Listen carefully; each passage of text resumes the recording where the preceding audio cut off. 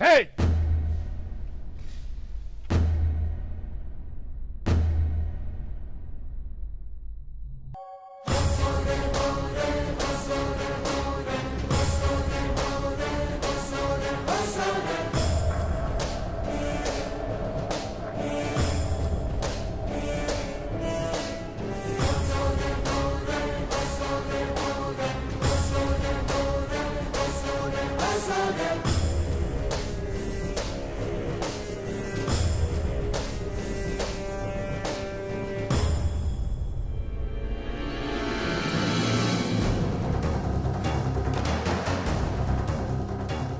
ಶಂಕರಣ್ಣ, ಇನ್ನು ಒಂದು ಹೆಜ್ಜೆ ಮುಂದಿಟ್ರೆ ಇಲ್ಲಿಂದ ಹೋಗೋದು ಒಂದು ಹೆಣಲ್ಲ, 3 ಹೆಣ ಸ್ಮಶಾನ ಸೇರುತ್ತೆ.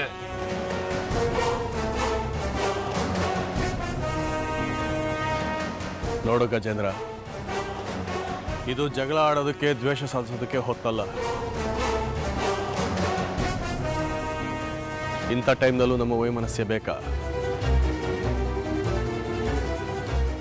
ಏಯ್, ನಿನ್ನ ಉಪದೇಶ ಈ ಹಳ್ಳಿ ಜನ ಮುಂದೆ ಇಟ್ಕೋ, ನನ್ನ ಹತ್ರ ಬೇಡ. ಇನ್ನು ಒಂದು ಕ್ಷಣ ನೀವಿಲ್ಲಿದ್ರೆ ಅದರ ಪರಿಣಾಮನೇ ಬೇರೆ ಆಗತ್ತೆ.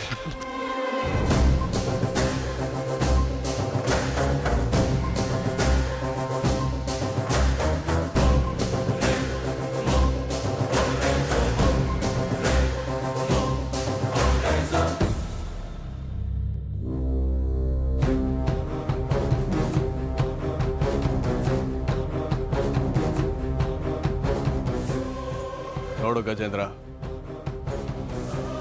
ಈ ಹಳ್ಳಿಯ ಒಬ್ಬ ಜವಾಬ್ದಾರಿಯುತ ಪ್ರಜೆಯಾಗಿ ಇಲ್ಲಿ ನಡೆಯೋ ಸಂತೋಷಗಳಲ್ಲಿ ಹೇಗೆ ಭಾಗಿಯಾಗ್ತೀನೋ ದುಃಖದಲ್ಲೂ ಹಾಗೆ ಭಾಗಿಯಾಗ್ತೀನಿ. ಅದು ರಾಜೇಂದ್ರನೇ ಅಲ್ಲ, ಬೇರೆ ಯಾರೇ ಆಗಿದ್ರು ನಾನು ಕಾಳಜಿ ತೋರಿಸ್ತಾ ಇದ್ದೆ.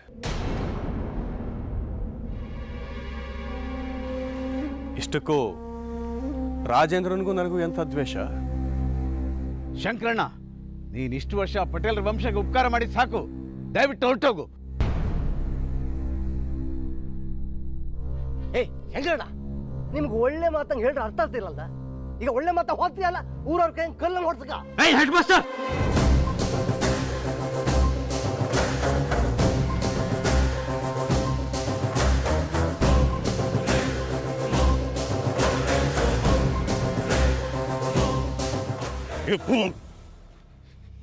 ಇದಕ್ಕೆ ನಾನು ಹೇಳಿದ್ದು ನೀನು ಇಲ್ಲಿಗೆ ಬರೋದು ಬೇಡ ಅಂತೇಳಿ.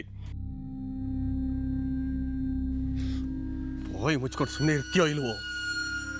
ಏ ಶಂಕರಣ್ಣ, ನಿನ್ನ ಮನೆ ದಾರಿಲೂ ಕೂಡ ರಾಜೇಂದ್ರನ್ ಬಾಡಿ ಪಾಸ್ ಆಗಬಾರ್ದು ಅಂತ ಸುತ್ತ ಹಾಕೊಂಡು ಹೋಗೋ ವ್ಯವಸ್ಥೆ ಮಾಡಿಸಿದ್ದೀನಿ.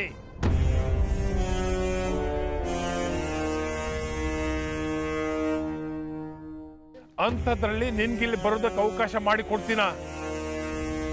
ನನ್ನ ಕೋಪ ನೆತ್ತಿಗೇರೋದಕ್ಕೆ ಅವಕಾಶ ಮಾಡಿಕೊಡ್ಬೇಡ. ಹೊರಟೋಗು, ಹೊರಟೋಗು.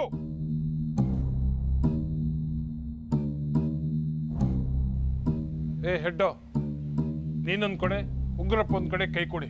ಬನ್ರಪ್ಪ, ನೀವು ಒಂದ್ ಕಡೆ ಹೆಗಲು ಕೊಡಿ. ಲೇಟ್ ಆಗತ್ತೆ, ಬೇಗ ಬೇಗ. ಅಯ್ಯೋ, ನನಗೆ ತೊಂದ್ರೆ ಇತ್ತು ಮಾರ್ರೆ. ನನ್ನ ಹತ್ರ ಗೊತ್ತಿಲ್ಲ, ನಾ ಬರ್ತಿ.